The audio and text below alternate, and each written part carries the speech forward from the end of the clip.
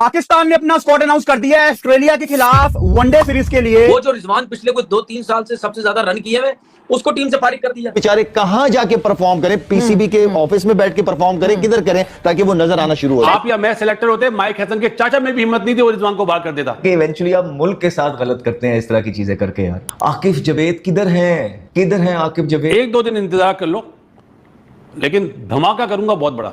ये आपके प्रोग्राम में पहले ही कह रहा हूं। ये बाबर और रिजवान, ये दो बंदे ऐसे हैं जिन्होंने सैरोगेट कंपनी से खेलने से मना किया था जब स्टिकर लगे थे। उसके बाद से इनके पीछे हाथ धो के पड़े। शर्म आनी चाहिए उन लोगों को जो पाकिस्तान क्रिकेट के साथ जिन्होंने फुद्दू लगाया हुआ है, पाकिस्तान क्रिकेट का जिन्होंने भेड़ा गर्क किया है। मैं कहता हूं आकिब जावेद को पकड़ के किसी नाले में फेंक दो, यकीन करो इससे बड़ा नेकी का काम आप कुछ कर नहीं सकते। मिसबा है, सरफराज है, आकिब है, असद शफीक है, इन्हें शर्म नहीं आती कि इनके होते हुए ज्यादती हो रही है? इसका मतलब है इनकी भी इन्वॉल्वमेंट है कि रिजवान को नहीं लेना टीम में। कौन है कप्तान आपके पास बताइए? टेस्ट का आपको नहीं पता, वनडे का आपको नहीं पता, T20 का आपको नहीं पता। इतनी भी गंदी पोजीशन में कभी पाकिस्तान गया था? आपका टेपिया हारिस रऊफ इंडिया का 12वां प्लेयर वापस आ चुका है पाकिस्तान के ओडीआई स्क्वाड में। सर मुबारक। ज्यादती तो नजीब है, ऐसी हुई है, बस नहीं बोल पा रहा हूं।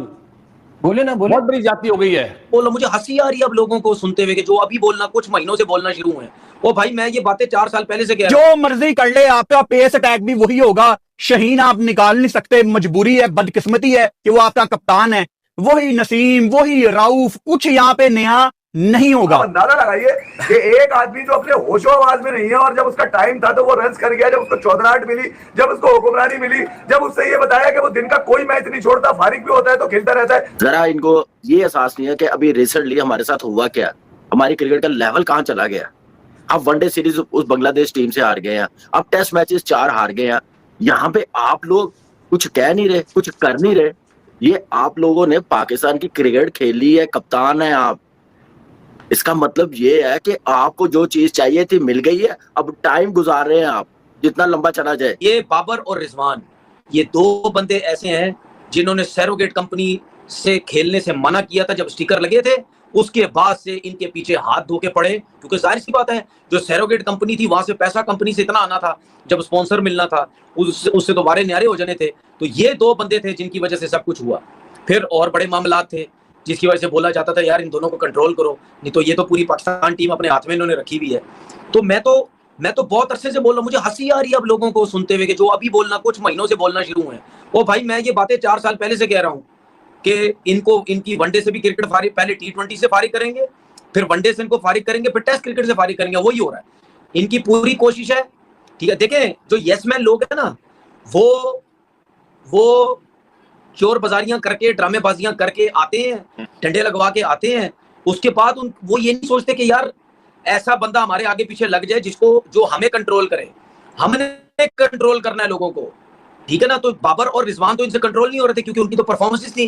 उन्होंने बोला इनको किस तरह कंट्रोल करें, तो वो फिर बाबर को क्या कि दोस्त यार, फिर जर्नलिस्ट को मिलाए अपने साथ इन लोगों ने, क्रिकेटर्स कुछ अपने साथ मिलाए इन लोगों ने, उनके थ्रू इनकी दोनों की धज्जियां उड़वाई। सीधा बात है यार, मतलब अगर शादाब को आप 3 साल बाद ले रहे हैं ओडीआई में, जिसमें उसने मेरे ख्याल 4 मैचों में 2 आउट करे हुए हैं वर्ल्ड कप में, उसके बाद आप टीम में ले रहे हैं, किस बात पे ले रहे हैं?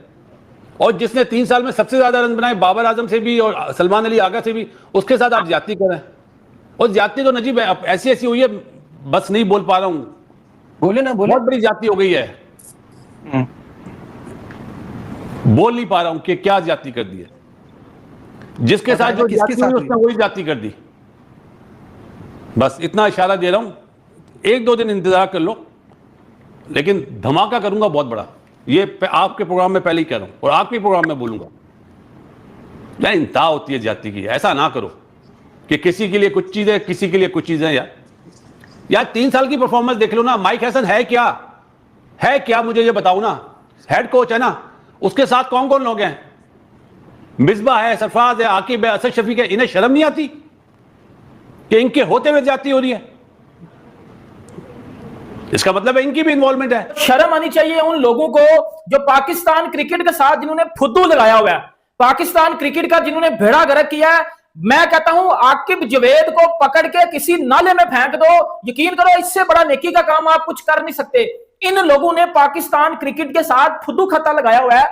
जब पाकिस्तान बांग्लादेश से हारा है तो मैं ये सोच रहा था कि यार शायद इनको गलतियों का एहसास हो जाए और ये अच्छी सिलेक्शन करनी शुरू कर दें, अच्छे काम करने शुरू कर दें, जिनसे पाकिस्तान क्रिकेट ऊपर जानी शुरू हो जाए।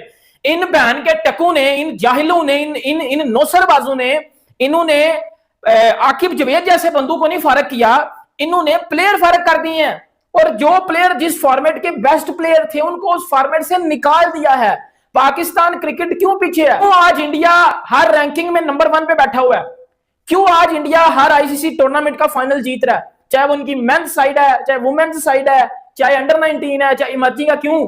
सर, उनका सिस्टम तगड़ा है। सिस्टम में जो लोग बैठे हुए ना वो तगड़े हैं। अगर कोई उनकी एक पर्टिकुलर टीम अच्छी होती ना तो सिर्फ इंडिया की मेंस टीम जीती। सर, इंडिया की मेंस, वुमेन्स, अंडर 19, इमर्जिंग सब अच्छा कर रहे हैं। क्यों? सिस्टम पक्का है। सिस्टम में फ्रॉडिये नहीं बैठे हुए, सिस्टम में नौसरबाज नहीं बैठे हुए। जो हमारे सिस्टम में नौसरबाज और फ्रॉडिये बैठे हुए हैं, जिन्होंने पाकिस्तान को फुद्दू लगाया हुआ है, तो पाकिस्तान के साथ लॉयल नहीं है। मेजर बात ये है। आप रिजवान को किस बेस पे निकाल रहे हैं कि उसके पीएसएल में रन नहीं किए? सही। तो क्या तो मोहसिन साहब परफॉर्मेंस नहीं है ना? कहाँ रिजवान कहाँ परफॉर्मेंस नहीं है? कहाँ परफॉर्मेंस नहीं है? कहाँ देखा? कहाँ?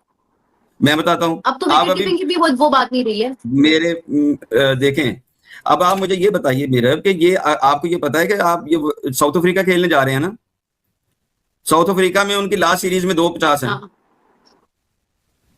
अच्छा, पिछले 5 तो हमारा ऑस्ट्रेलिया का मतलब तो हमारी होम सीरीज पे ही है ना? नहीं, आपने जो आगे टीम में लेके जा रहे हैं आपने टीम में से निकाल दिया ना। या तो आप ये करते कि आप रखें उसको साथ और रोहिल नजीर को साथ रखें। गाजी गौरी क्या कर रहा है? आप बाबर को और रोहिल नजीर को लेके जाते हैं। गाजी गौरी का तो कोई ताल्लुक ही नहीं है किसी चीज से। और रोहिल नजीर वेरी गुड, उसको चांस मिलना चाहिए था, शानदार प्लेयर भी है, वो भी है।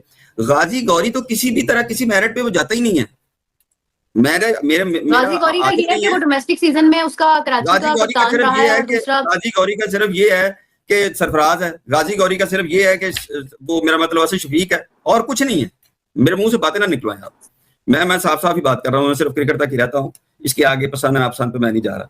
डोमेस्टिक का बड़ा तगड़ा कप्तान है मोहसिन साहब गाजी गौरी, और बड़े उसने जबरदस्त नॉक्स भी खेली हुई हैं, टीम को बड़े क्रूशियल मोमेंट्स पे मैच भी करवाए हैं। गाजी गौरी ने देखनी आपने उसकी 3-4 मैच में होते हैं। डोमेस्टिक की बात कर रही हूँ। ये हर वक्त दरख्त पे यही लटके रहेंगे, इन्हीं के नसीब में है कि कोई तोड़, मतलब सब सारी चीजें तोड़ ली जाएंगी, इनको वही रखा जाएगा। कमाल ये हो गया कि अभी आपकी ये सीरीज है, आपको ओडीआई से इसलिए हटाया गया था कि माइक हेसन नहीं चाहता था आपको, मतलब और कोई नहीं। कोई ना कोई आदमी तो होगा ना जो नहीं रखना। माइक हेसन को पसंद ही नहीं है। माइक हेसन ये कहता है कि यार ये सब सुनता है, ये सुबह से लेकर शाम तक सुनता है, मगर जब ये मैच में जाता है ना तो फिर ये किसी की नहीं सुनता। फिर उसके बाद जब लोग इससे पूछते हैं कि हुआ क्या, तो फिर ये बैठकर जो है ना कहानियां देता है। बहुत आसान होता है आपको जो है वो 4-5 मैचेस जीत के सेमीफाइनल फाइनल खेलना, मगर ये बड़ा मुश्किल होता है कि यहां से आप खड़े हो। अबे खड़े होने की तूने जगह नहीं छोड़ी। ये बता 10 में से 9 मैचेस तू हार गया और तू यही बोलता रहा, आखिर में तूने आके बोला हैदराबाद किंग में डिजर्व नहीं करती। मतलब आप अंदाजा लगाइए कि एक आदमी जो अपने होशो आवाज में नहीं है, और जब उसका टाइम था तो वो रन्स कर गया, जब उसको चौधराहट मिली, जब उसको हुक्मरानी मिली, जब उससे ये बताया कि वो दिन का कोई मैच नहीं छोड़ता, फारिग भी होता है तो खेलता रहता है, सोता है तो भी मैच खेल रहा होता है। मतलब उनके बारे में तो यही है ना, वो क्लब नहीं छोड़ते, फर्स्ट क्लास नहीं छोड़ते, नेशनल नहीं छोड़ते भैया। तो दोस्तों, ये रही आज की वीडियो। जैसा कि आज की वीडियो में आप लोगों ने देखा, पाकिस्तान क्रिकेट में बड़ा उलटफेर देखने को मिला है। ऑस्ट्रेलिया के खिलाफ 30 मई 2026 से शुरू होने वाली 3 मैचों की वनडे सीरीज के लिए पाकिस्तान ने 16 सदस्यीय टीम का ऐलान कर दिया है। लेकिन सबसे चौंकाने वाली बात ये रही कि अनुभवी विकेटकीपर बल्लेबाज मोहम्मद रिजवान को टीम में जगह नहीं मिली है। T20 टीम से बाहर होने के बाद अब रिजवान वनडे स्क्वाड से भी बाहर हो गए हैं, जिससे पाकिस्तानी फैंस काफ़ी हैरान हैं। पाकिस्तान क्रिकेट बोर्ड यानी पीसीबी ने इस सीरीज के लिए 3 नए खिलाड़ियों को मौका दिया है। माना जा रहा है कि टीम मैनेजमेंट अब युवा खिलाड़ियों पर ज़्यादा भरोसा दिखाना चाहती है। लेकिन रिजवान लंबे समय से पाकिस्तान के सबसे भरोसेमंद बल्लेबाजों में गिने जाते रहे हैं। ऐसे में उनका बाहर होना कई सवाल खड़े कर रहा है। सोशल मीडिया पर भी फैंस लगातार पीसीबी के इस फैसले पर प्रतिक्रियाएं दे रहे हैं। अब देखना दिलचस्प होगा कि नई टीम ऑस्ट्रेलिया जैसी मजबूत टीम के खिलाफ कैसा प्रदर्शन करती है और क्या पाकिस्तान का यह बड़ा दांव सफल साबित होगा या नहीं।